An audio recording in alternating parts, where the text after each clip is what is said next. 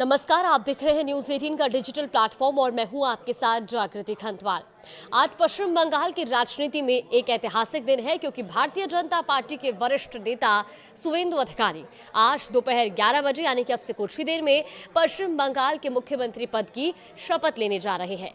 इस शपथ ग्रहण समारोह को कोलकाता के ऐतिहासिक ब्रिगेड परेड ग्राउंड में आयोजित किया जा रहा है और ये समारोह सिर्फ एक राजनीतिक कार्यक्रम नहीं बल्कि बंगाल की राजनीति में बड़े बदलाव के प्रतीक के तौर पर देखा जा रहा है। आज के इस वीडियो में हम आपको बताएंगे सुवेंदु अधिकारी के नाम पर मुहर कैसे लगी, शपथ समारोह की किस तरह की तैयारियां हैं और कौन कौन से बड़े नेता आज मौजूद रहेंगे और आखिर कैसे बीजेपी ने 34 साल के लंबे इंतजार के बाद बंगाल में सत्ता तक का सफर तय किया। देखिए, सबसे पहले बात आज के शपथ ग्रहण समारोह की। सुवेंदु अधिकारी अब से कुछ ही देर में दोपहर 11 बजे मुख्यमंत्री पद की शपथ लेंगे और ये समारोह कोलकाता के ब्रिगेड परेड ग्राउंड में होगा, जो पश्चिम बंगाल की राजनीति का एक बेहद अहम राजनीतिक स्थल माना जाता है।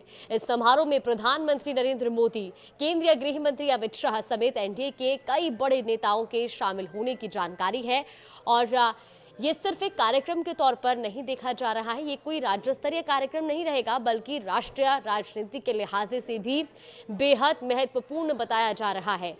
अब बात करते हैं कि आखिर सुवेंदु अधिकारी के नाम पर फैसला कैसे हुआ। देखिए, बीते दिन यानी कि शुक्रवार को कोलकाता के कन्वेंशन सेंटर में बीजेपी विधायक दल की बैठक आयोजित की गई और इसी बैठक में सुवेंदु अधिकारी को विधायक दल का नेता चुना गया।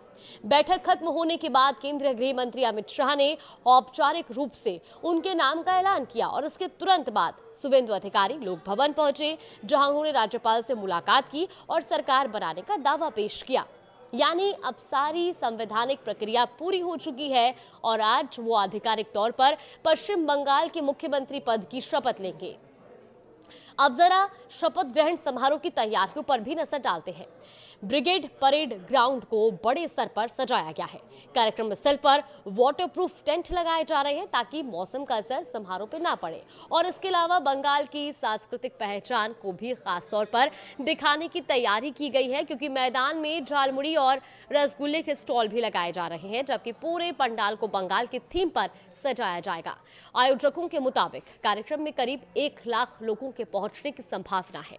भीड़ और वीआईपी मूवमेंट को देखते हुए सुरक्षा के भी कड़े इंतजाम किए गए हैं और लगभग 4000 जवानों की तैनाती की जाएगी ताकि पूरे कार्यक्रम को सुरक्षित और व्यवस्थित तरीके से संपन्न कराया जा सके। अब सबसे अहम सवाल, क्या ये सिर्फ सत्ता परिवर्तन है या बंगाल की राजनीति में एक बड़े राजनीतिक बदलाव का संकेत?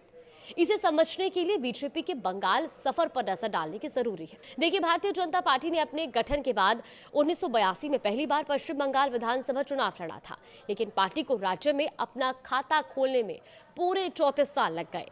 2016 के विधानसभा चुनाव में बीजेपी ने पहली बार बंगाल में 3 सीटें जीती थी और उस समय पार्टी का वोट शेयर 10.3% था।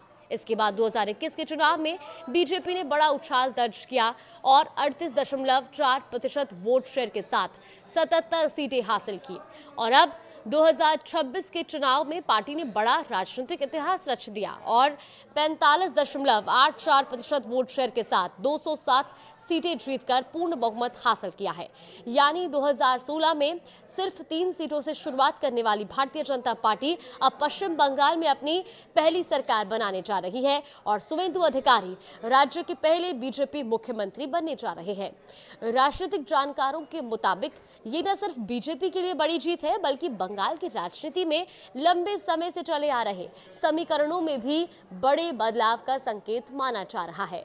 फिलहाल सबकी नजरें आज के शपथ ग्रहण समारोह पर है, जहां से पश्चिम बंगाल की नई सरकार आधिकारिक तौर पर अपना कार्यभार संभालेगी और फिलहाल इस बड़ी खबर पर हमारी भी नजर बनी हुई है। आगे भी हर अपडेट आप तक पहुंचाएंगे।